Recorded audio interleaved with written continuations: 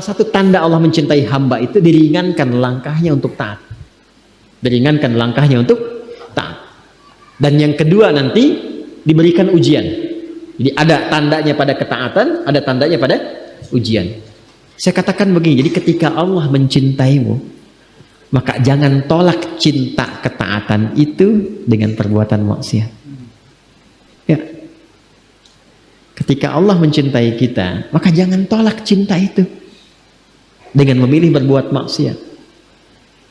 Maka alhamdulillah, tiba-tiba DKM mengumumkan handphonenya telah ditemukan kembali, disimpan persis di lokasi yang pernah diambilnya itu. Alhamdulillah, alhamdulillah. Jadi ketika Allah sudah meringankan datang ke masjid, ingat-ingat tuh dosa, ya sujud, tobatin tuh.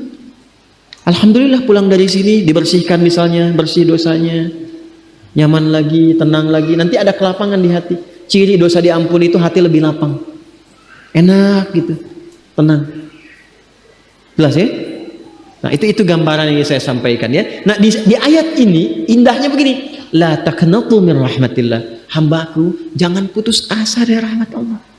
Innallaha yaghfiru dzunuba jami'a. Sungguh pakai nun taukid lagi, pakai inna lagi.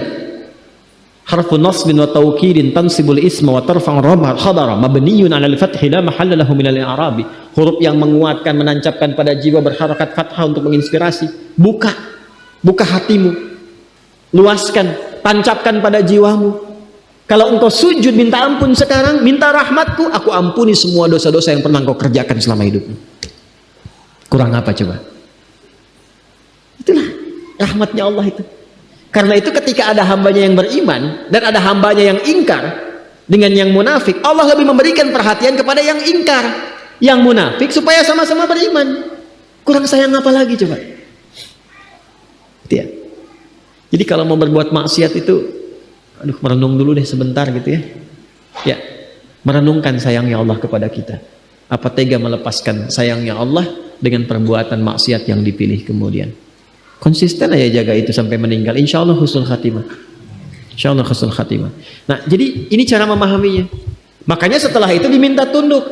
Karena itu nanti di sini dikatakan wal ibadatu dunal awthani wal asnami wal aliha li'annahu jalla dzikruhu wa khaliquhum wa khaliqu man qablahum min abaihim wa ajdadihim wa khaliqu asnamihim wa awthanihim wa alihatihim faqala lahum jalla dzikruhu falladzi khalaqakum wa khalaqa aba'akum wa ajdadakum wa sa'iral khalqi ghairakum wa huwa yaqdiru ala dharrikum wa naf'ikum awla bit ta'ati mimma la yaqdiru lakum ala naf'i wala dharrin. Allah mengatakan begini, ayo cepat balik beriman supaya kalian baik lagi, dapat rahmatku, dapat sayangku, dapat kemudahan sampai di akhirat nanti. Maka cepat taubat, sujud, sembah aku. Aku yang ciptakan kamu, aku yang ciptakan orang sebelum kamu, aku yang berkuasa memberikan manfaat kepadamu, aku yang menepis keburukan darimu. Kenapa dengan semua itu belum menyadarkan dirimu untuk kembali kepada aku dan menuhankan benda yang engkau sadari tidak memberikan respon apapun pada seruan dirimu? Itu akal kita disentuh itu. Ya, aku kan yang menciptakan engkau, menciptakan orang sebelum engkau. Nanti kita bahas tafsiran khalaqa itu seperti apa. Sampai saking kalau kita nanya, dijelaskan oleh Allah diciptakannya bagaimana. Dijelaskan. Sampai dirinci ayat-ayat penciptaan itu. Sampai sebelum kita ada, bagaimana tercipta, di kandungan seperti apa, dilahirkan bagaimana, ibu yang mengandung rasanya bagaimana, setelah lahir seperti apa, diberikan ASI berapa lama, dirawat-rawat, disayang-sayang, ada persoalan apa diselesaikan, itu semua rinci. Bahkan turun surahnya, surah 76 itu surah Al-Insan. Tentang manusia. Hal ata 'alal insani hinum minad dahri lam yakun syai'an madhkura. Apa kamu belum sadar juga? Dulu ketika kamu belum ada itu, kamu ada di mana? Dalam kondisi apa? Satu-satunya kitab suci di muka bumi yang menjelaskan tentang penciptaan manusia dari sebelum ada sampai berpulang dengan sangat detil hanya Al-Quran. Dan yang bisa menjelaskan dengan detil itu pasti penciptanya. Kalau bukan pencipta nggak mungkin bisa menjelaskan dengan detil. Mustahil. Yang membuat spidol mampu menjelaskan spidol ini dengan rinci. Bahannya apa, kadar tintanya berapa, fungsinya bagaimana, bisa dihapus cepat atau tidak, yang bikin. Al-Quran rinci menjelaskan tentang penciptaan manusia, menunjukkan bahwa Quran firman Allah.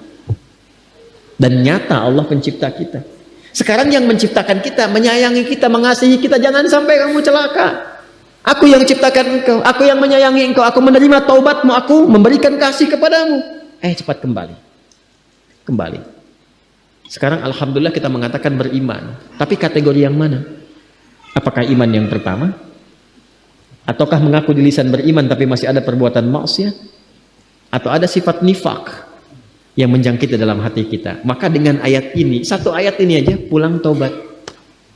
Pulang tobat. Saya nggak mau Anda ngaji hafal ayatnya, cuma tahu halaman, tahu ini. Itu bukan istimewa. Banyak yang bisa begitu. Orientalis banyak kok, hafal Quran, hafal hadis, ini itu banyak. Yang saya inginkan, apa manfaat ayat ini terhadap perubahan pada diri kita? Karena ahli Quran itu kalau benar ngajinya merubah dirinya, lebih baik.